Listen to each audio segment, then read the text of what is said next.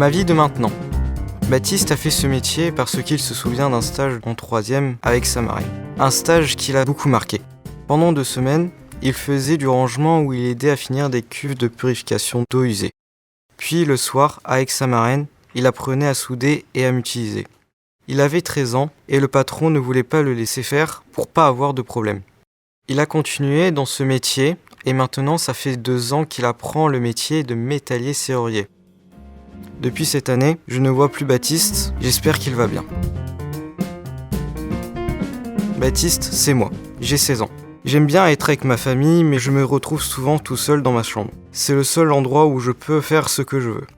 Je regarde la télé, mais pas les chaînes habituelles. Elles ne m'intéressent plus vraiment, car les dessins animés sont répétitifs. Pareil pour les chaînes pour adultes. Donc je regarde Netflix ou Wakanim. J'aime regarder des séries de toutes sortes et souvent des animés d'aventure. Je me perds en les regardant. Pour moi, c'est fascinant. Midou contre les frontières du monde. Je m'appelle Midou, j'ai bientôt 19 ans, je suis marocain, je suis né à Kounitra. J'étais un enfant normal, comme tous les enfants. À cette époque, c'était difficile pour moi d'écouter quelqu'un de plus âgé que moi. Ça, c'est une petite partie de ce que j'ai appris dans la vie. Quand j'étais jeune, j'adorais aller de ville en ville, même si je n'avais pas d'argent. Et la seule façon de voyager sans argent, pour moi, était le train. Au début, je voyageais seul parce que dans mon quartier, il n'y avait personne avec cette mentalité. Aujourd'hui, je sais très bien qu'être seul est vraiment un cauchemar. Et voilà, je suis devant les bateaux, sans passeport, sans visa, avec l'idée d'aller en Europe. Je n'étais pas seul, il y avait beaucoup de jeunes qui voulaient y aller. J'ai essayé pendant plusieurs jours, puis je suis parti et je suis revenu pour essayer, puis je suis encore reparti, c'était comme ça. Et un jour, j'ai commencé à faire semblant d'être un voyageur comme eux et petit à petit, je me suis retrouvé à côté des voitures. Et dès que je suis entré, il ne reste que quelques minutes avant que la porte du navire ferme. Finalement, j'ai réussi à rejoindre l'Italie. C'est juste à ce moment-là que la police m'a vu et a su que j'étais un migrant illégal parce que mes vêtements étaient sales à cause des camions. Et là, je me suis dit, ils ne peuvent rien me faire. Je suis hors du Maroc maintenant, ils m'en laisseront sortir en Italie de toute façon. Et quand nous sommes arrivés en Italie, ils m'ont dit que j'allais retourner sur le même bateau au Maroc. J'ai essayé de leur dire que je voulais pas revenir. J'ai essayé de dire plein de choses, mais la décision était la décision. Une fois arrivé au Maroc, d'autres policiers m'attendaient. L'un d'eux m'a dit « Pourquoi tu leur as dit que tu es marocain ? Tu aurais de leur dire que tu viens d'un autre pays. » C'était drôle de voir un policier parler comme ça. Ils m'ont finalement laissé sortir. Je suis retourné directement au port pour tenter ma chance de nouveau. Cette fois, ça a été beaucoup plus long. J'ai essayé pendant des mois. J'ai essayé dans des camions, des bus et même dans des conteneurs. Es-tu malade? Où veux-tu aller avec ces conteneurs? Ils mettent des jours et parfois des mois pour atteindre leur destination, me disait-on. Il avait à continuer sur le port, toujours avec les gars que je connaisse. Quand par chance, quelqu'un arrivait à traverser, il nous l'explique à sa façon sur Facebook. Et finalement, j'ai réussi. C'était un lundi soir, j'ai roulé avec un camion qui avait déjà été contrôlé. Nous avons des buts dans la vie. Vraiment, quand tu arrives de cette façon, tu découvres qu'il y a beaucoup de difficultés pour arriver à ceci. Je ne regrette jamais ce que j'ai fait. J'ai tenté beaucoup de choses au Maroc, mais je n'ai jamais essayé de l'aimer comme il le mérite. Je pense que c'est pour ça que j'ai quitté ce pays. La vie est un obstacle à franchir. Je viens du bled de Guinée-Conakry. Ma ville natale, c'est Kindia. Je me souviens que ma ville avait pour surnom la ville des agrimes. Ma scolarité est allée jusqu'au lycée privé Chérif-Ké. Dans la classe, je ne parle pas, je suis très calme et je reste dans mon coin. Il y a quand même un professeur de mathématiques qui est vraiment très chiant. Comme les études en Guinée ne sont pas suffisantes, ma mère et mon père m'ont parlé d'aller les poursuivre à l'étranger. C'était mon premier voyage et la première fois que je me séparais de mes parents. C'était trop dur pour moi. J'ai beaucoup pleuré.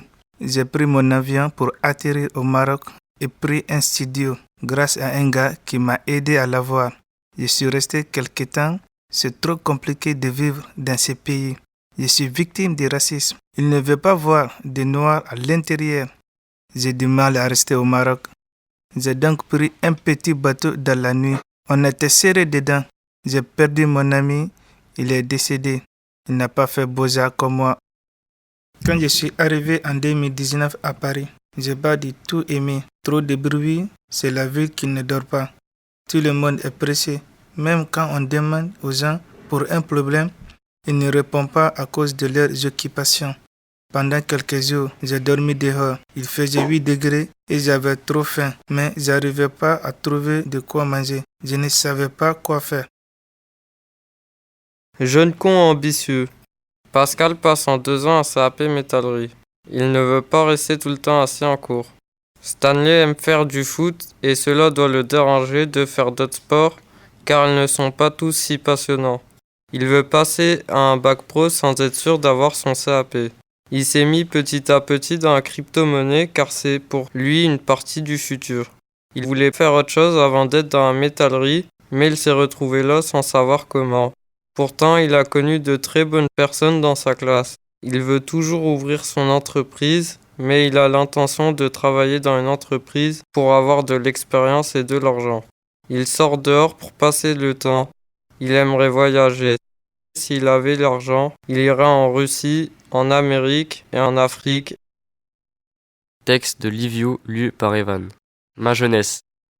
Je m'appelle Alexis. Je viens de Roumanie, j'ai 5 frères et 4 sœurs. Moi je suis le 3e. Je suis content de ma famille, je suis bien avec ma famille. Je me rappelle la première fois que je suis venu en France. C'était avec mes grands-parents. J'ai décidé de faire la métallerie. Au début j'aimais bien. Je suis allé en stage de métallerie et j'ai vu un mec du jardinage. Il m'a dit, les Roumains, ils travaillent bien. Et je lui ai dit, ça dépend. Dès que j'ai mon CAP de métallerie, je vais partir sur du jardinage. J'aime bien être dehors, travailler avec tout ce qui est vert. J'aime respirer l'air du dehors. Le métal, ça sent trop fort, même s'il pleut, il neige, s'il y a une tempête, je continue. Je suis courageux, le plus important pour moi est de bouger et de ne pas rester assis. Génie révolutionnaire. La première fois que je suis rentré dans l'atelier du lycée, j'étais très content. J'ai fait de la soudure, j'ai fabriqué un porte-clés. Ça m'a rendu heureux quand j'avais l'impression de construire quelque chose de mes propres mains. Je viens de Guinée-Conakry, je suis venu en France pour étudier. Je vivais chez ma tante car mes parents ils sont décédés quand j'étais tout petit. Parfois, mon pays me manque un peu. Évidemment, ce n'était pas parfait là-bas, car il y a beaucoup de criminalité à Conakry. J'ai des difficultés pour écrire, je les cherche et je progresse timidement. L'important pour moi, d'abord, obtenir mon diplôme.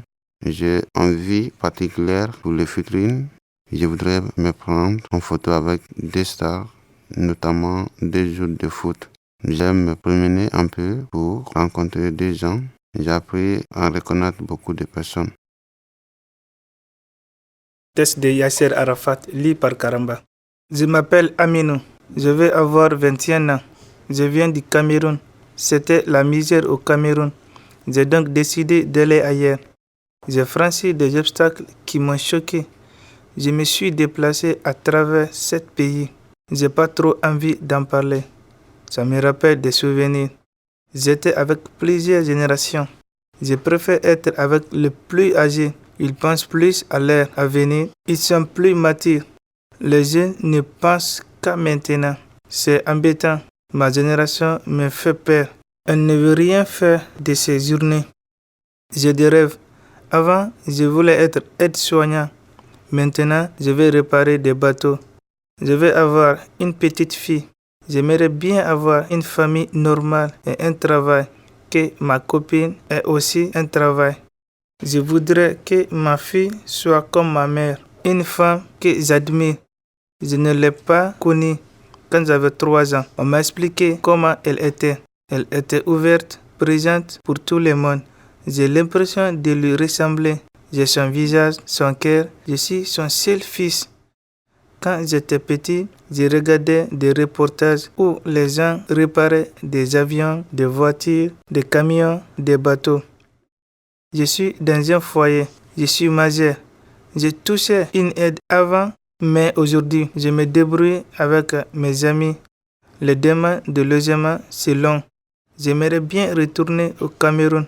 Mon nombril est là-bas. Ma fille Je veux qu'elle connaisse ses origines, bien que ma copine soit française. Une mise en voix réalisée à partir du récit Plus tard, ça va nous servir. par les élèves de Terminal Méta du lycée Aimé Césaire de Lille. Mathéo, Mahdi, Karamba, Mohamed. Evan. Ibrahim, Accompagné par l'autrice Anne-Marie Storm. En collaboration avec Geoffroy Timelli. Prise de son et mixage par Axel Wurstorn pour le Walnut Grove Studio. Thème musical Black or White Hat par Yannick Sediki avec l'autorisation de Make Me Sound Publishing.